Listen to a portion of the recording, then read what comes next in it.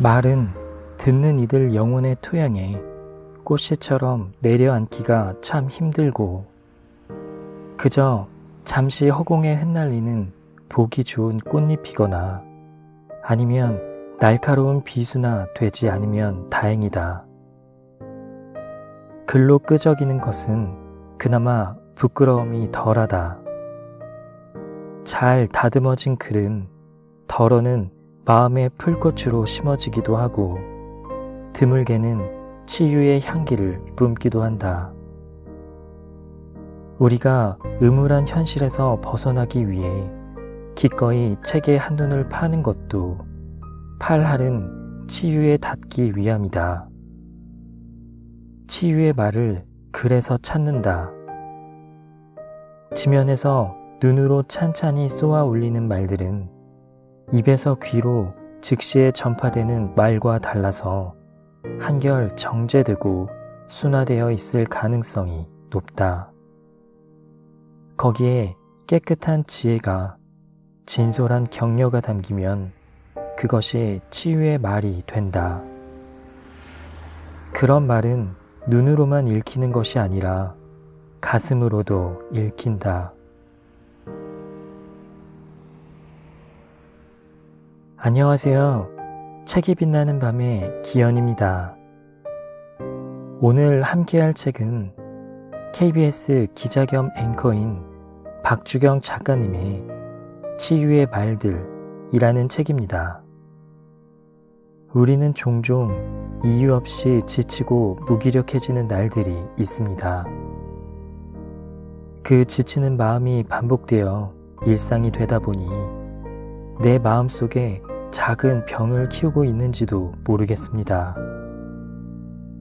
마음의 병을 방치하는, 아니 마치 마음의 병에 양분까지 주어가며 보살피듯 살아가는 우리들에게 작가님의 잔잔하지만 깊은 따뜻함이 묻어나는 글들이 큰 위로를 줍니다.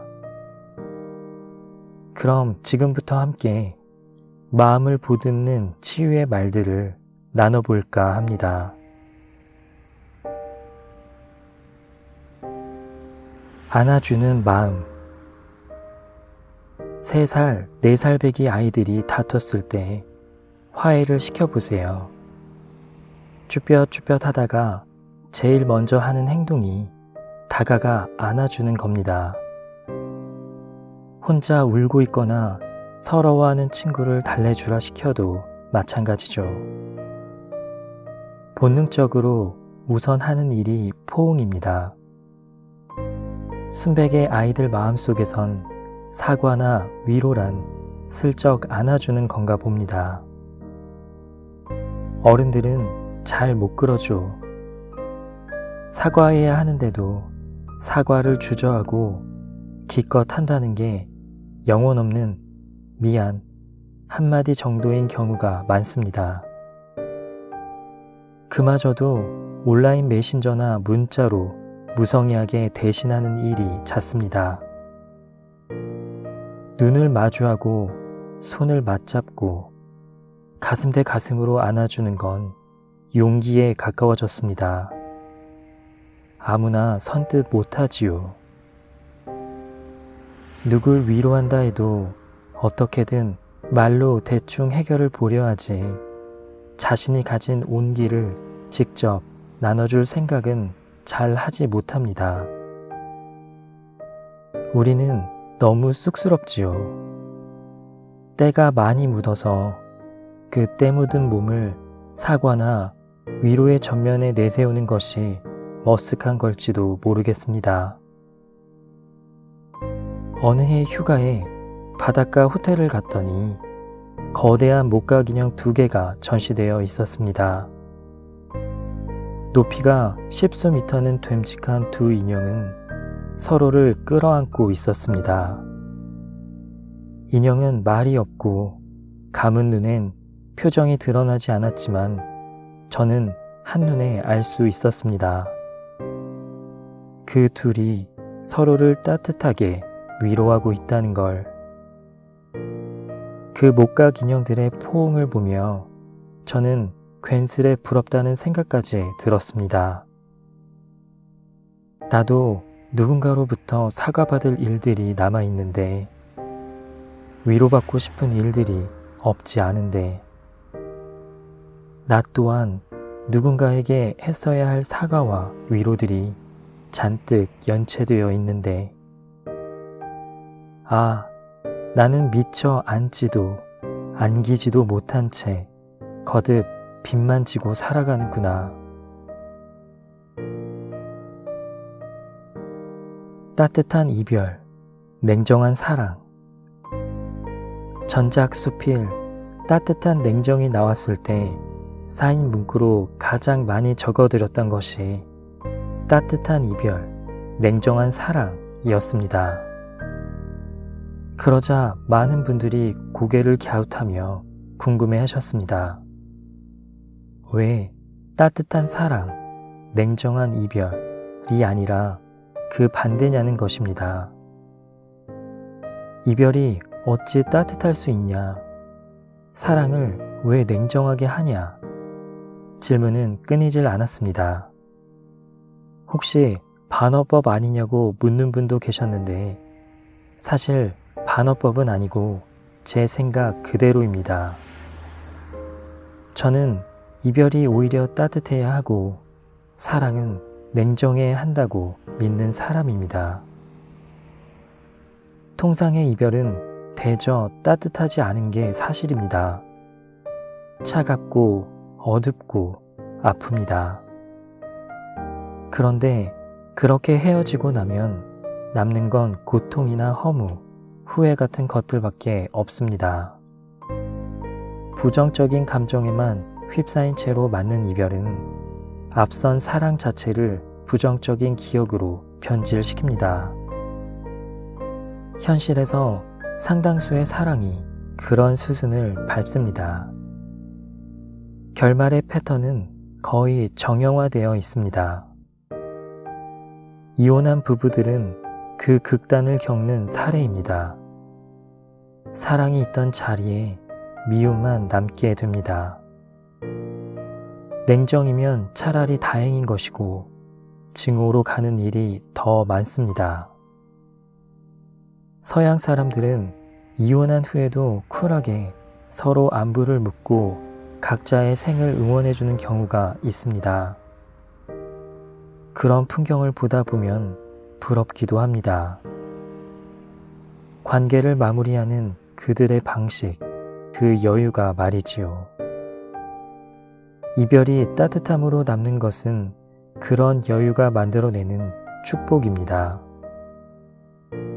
마음의 여유로 따뜻한 이별을 만든다는 건 앞선 사랑을 최고의 경지로 끌어올려주는 미덕이기 때문이지요. 배려와 존중, 이런 것들이 여유로운 마무리를 만들고 온기를 유지합니다. 그래서 따뜻한 이별을 한 번쯤 생각해 보자는 겁니다. 우리는 살면서 사랑하고 헤어지는 일들을 숙명적으로 반복합니다. 남녀뿐만이 아니지요. 친구도 그렇고, 가족도 그렇고, 직장 동료도 그렇습니다. 그런데 그 많은 이별이 모두 차가움으로만 남는다면 인생은 얼마나 슬프고 허망할까요? 반면 따뜻함으로 남는 이별은 생에 쌓일 후회의 찌꺼기를 덜고 앞으로 맞이할 새 인연의 자양분이 되어줄 겁니다. 현실 이별이 대체로 냉정하고 차가운 반면 현실 사랑은 들끓고 뜨거운 경우가 많습니다. 따뜻함을 넘어 너무 뜨거운 온도로 말이죠. 물론 한창 좋을 때는 함께 뜨거워서 나쁠 게 없습니다. 나쁘기는커녕 오히려 달콤함을 배가시키지요. 혼자 뜨거운 게 아니라 함께 뜨거우면 까짓거 같이 녹아버리면 되는 거 아니겠습니까? 헌데 너무 빠른 속도로 임계점에 오른 사랑은 식을 때도 극단적인 속도로 식어버립니다. 전속력 달리기의 끝은 거의가 탈진입니다. 서서히 호흡을 고르며 달리는 마라톤이나 조깅과는 분명히 다르지요. 또한 너무 뜨거운 사랑은 평정을 유지하기가 어렵습니다. 평정이 왜 중요하냐면 그걸 놓을 경우 왜곡된 집착이 발생할 수 있기 때문입니다. 질투와 의심, 소유욕, 과도한 애착, 남녀가 서로 좋으면 그냥 뜨겁게 불타오르다 산화되면 되지. 굳이 왜 평정을 가져야 되냐고 물을 수도 있는데 그런 질문을 받으면 딱히 반론할 요량은 없습니다. 사랑은 어차피 주관의 영역이니까요. 각자가 생각하고 그리는 사랑이 저마다의 색깔로 천차만별입니다. 다만 너무 뜨겁게 달아올랐던 사랑, 서로 죽자고 달려들었던 사랑이 어떤 결말로 끝났는지는 각자의 기억을 되짚어볼 일입니다. 활화산처럼 타오르고 폭발적으로 분출해버리는 사랑. 식으면 결국 차가운 재가 됩니다. 재만 남은 공터의 색깔은 마땅히 잿빛일 수밖에 없습니다. 둥근 자리. 저는 친한 사람들과의 술자리 장소로 드럼통 테이블이 있는 곳을 좋아합니다. 주로 근고기, 무속고기, 돼지 껍데기, 곱창 따위를 파는 곳이 그렇지요. 레트로, 복고, 아날로그 감성, 뭐 그런 것은 아니고 그냥 둥근 테이블 자체가 좋은 겁니다. 사각 테이블은 어떤 식으로든 각을 잡고 앉은 느낌인데 원형 테이블은 두루뭉술이 둥글게 앉을 수 있어 좋거든요. 사각 테이블은 저 맞은편, 반대편으로 내 친구가 앉게 되는데 원형 테이블은 그게 내 앞이기도 하고 내 옆이기도 하고 뚜렷한 경계가 없다고 할까요? 사람이 가깝게 느껴지는 자리, 바로 드럼통 테이블의 매력입니다. 양철이 반짝거리던 도라무통 테이블은 그 옛날 대포집의 상징이기도 했습니다. 우리 시대의 아버지들은 월급날이면 그런 곳을 경유해 소주 냄새를 폴폴 풍기며 귀가하셨죠. 그 시절 아버지들 양복품에 들어있던 월급 봉투는 지금처럼 입금 당일 증발되고 마는 온라인 급여 계좌와는 뭔가 달랐습니다. 손으로 만질 수 있는 돈이 왠지 모이기도 더 잘 모이는 걸까요? 그게 차곡차곡 쌓여 우리들 밥값이 되고 학비가 되고 나중엔 소박 하나마 집 한 채도 되곤 했습니다. 요즘엔 어디 그런가요? 한 푼 안 쓰고 월급을 다 모아도 서울서 집 사는데 몇십 년이라지요. 통계와 팩트만 놓고 봐도 희망이 많이 쪼그라든 시대인 것만은 분명합니다. 그래도 줄어든 희망의 빈자리를 채워주는 건 나의 가족이고 친구이고 결국 사람입니다.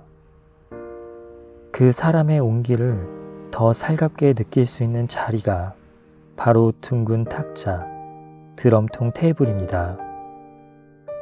어느 날 고개를 들어봤더니 둥근 자리에 마주한 내 친구는 술이 많이 약해져 있었습니다.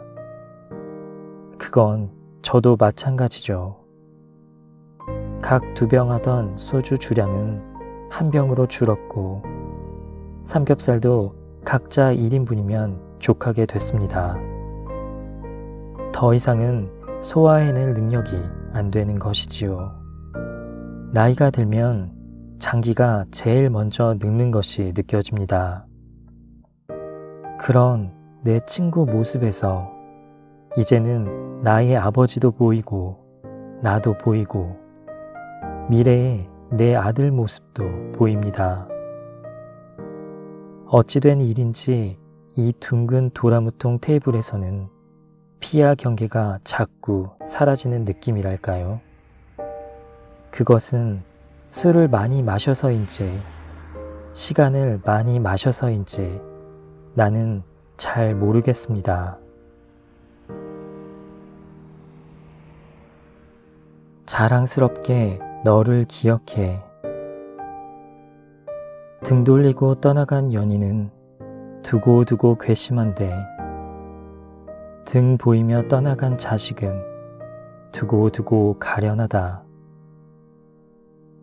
사랑하다가도 미워지는 사람이 있고 미워하고 싶어도 끝내 사랑하게 되는 사람이 있다. 당신은 어떤 사랑을 마음에 품고 있는가? 어느 사랑이 진짜라 말할 수 있는가? 처음에만 사랑스러운 사람 말고 마지막까지 자랑스러운 사람이 진짜 사랑한 사람이다.